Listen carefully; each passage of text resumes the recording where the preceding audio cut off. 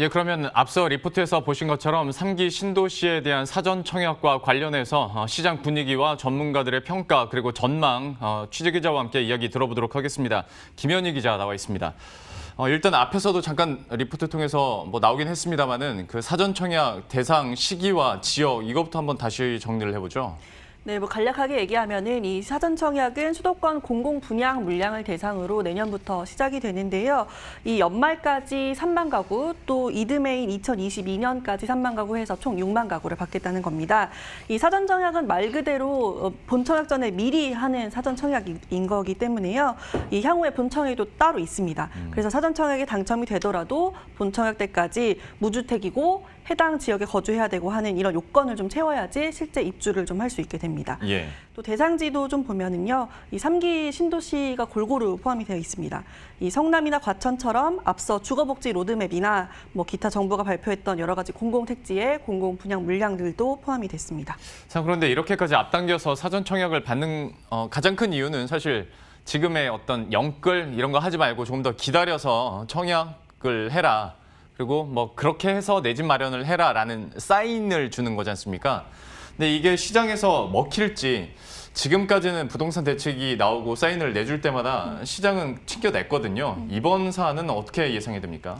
지금 말씀하신 것처럼 이 사전 청약을 내놓는 목적 자체가 정부가 조기 공급을 통해서 국민들이 좀 안정적인 주택 공급 효과를 누릴 수 있도록 하겠다. 이런 게 지금 표현을 하고 있는데요. 예. 이게 시장 전문가들 쉽게 말해서 말씀하신 것처럼 집 사지 말고 청약을 좀 기다려달라 이런 시그널을 보내는 거라고 해석을 하고 있습니다. 이 실제로 최근 정부가 좀 가장 골머리를 앓았던 것이 부동산 문제 중에 이 3040 세대의 패닉 바잉입니다. 이 그동안 정부의 집값 대책에도 불구하고 계속해서 이 시세가 오르니까 이 수도권의 젊은 세대들이 대출을 잔뜩 일으켜서 이 사자 행렬에 좀 참가를 했던 건데요.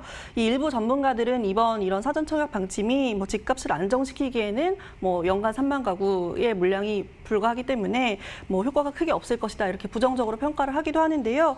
이 대부분은 어쨌든 매수 수요를 분산시키는 효과가 있을 것이다 이렇게 긍정적으로 좀 보고 있습니다. 하지만 정부를 믿고 기다리기에는 정보가 좀 부족하다 이런 지적도 있는데요. 이 사전 청약을 하더라도 실제 입주할 때까지는 5년 정도 걸린다 이렇게 예상이 되고 있습니다. 그렇다면 그 긴 기간 동안 수요자들이 다시 매매 시장으로 이탈할 수 있다 이런 우려가 있는 거거든요. 이 부분과 관련해서 정부는 이 사전 청약에서 본 청약까지 기간을 2년 정도로 좀 짧게 하겠다 이렇게 해서 문제를 방지하겠다고 얘기를 하고 있습니다. 예.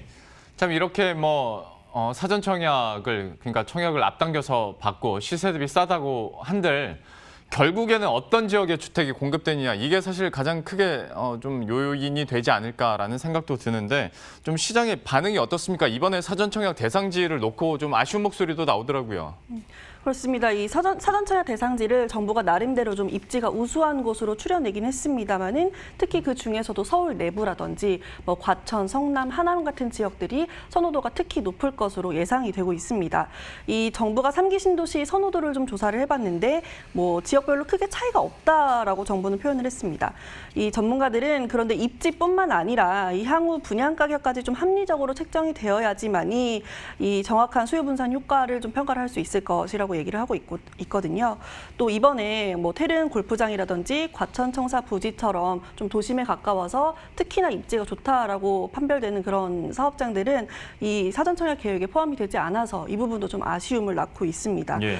이 정부는 그런 지역 같은 경우에는 교통 대책이라든지 아니면 기존 시설의 이전 계획 같은 게 먼저 수립이 되어야지 그 다음에 사전 청약 계획을 내놓을 수 있고 그 기간은 내년 중에 할 수 있을 것이다 이렇게 얘기를 하고 있지만은 어떻게 될지는 좀 지켜봐야 할 일입니다. 예. 그리고 이제 사전 청약과 관련돼서 항상 뒤따라오는 이제 우려감들이 전세 풍기 현상, 전세 대란 이런 건데요. 이게 왜 이런 문제나 또 우려들이 나오는지 이것도 좀 설명을 해주시죠. 일단은 청약이 굉장히 실수요자 위주로 좀 편성이 돼 있기 때문에 청약을 받으려면은 해당 지역에 살아야 한다는 겁니다. 이 본 청약까지 의무 거주 기간을 좀 채워야 하는데 이 대규모 택지의 경우에는 투기 과열 지구로 지정된 지역에서는 2년, 그 외 지역에서는 6개월에서 1년 정도 거주 기간을 채워야지만이 청약에 당첨될 수가 있는 겁니다.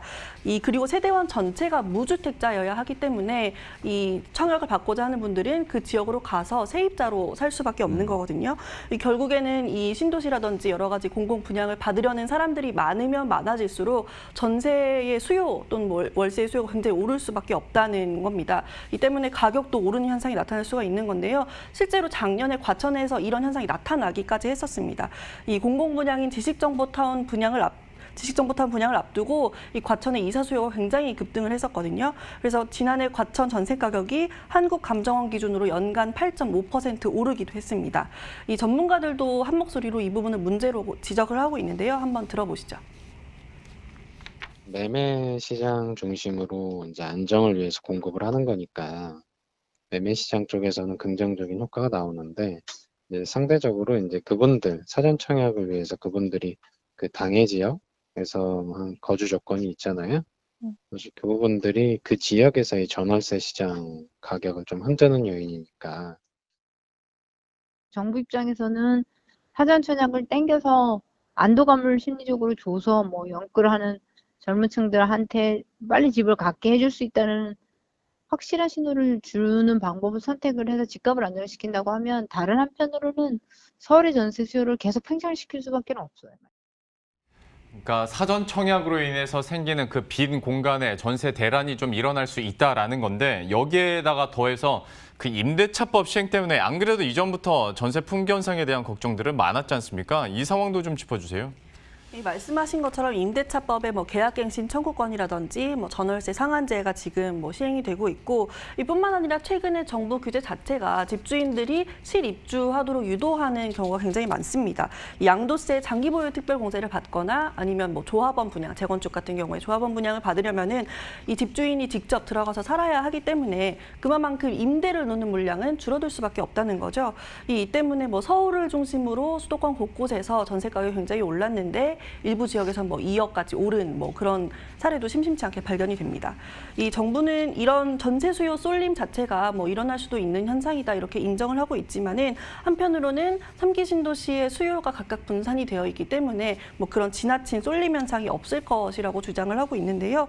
이 일례로 최근에 상황을 좀 살펴보면은 교산 신도시가 들어설 하남 경우에는 최근 들어서 전세값이 굉장히 가파르게 올랐는데요. 이 미사의 한 아파트는 전용 면적 84제곱미터의 전세가 지난달에 최고가 5억 2천만 원에 거래가 됐는데 이 한 달 지난 지금 최근 매물 호가는 이보다 1억 3천만 원 오른 6억 5천만 원에 나와 있는 그런 상황입니다.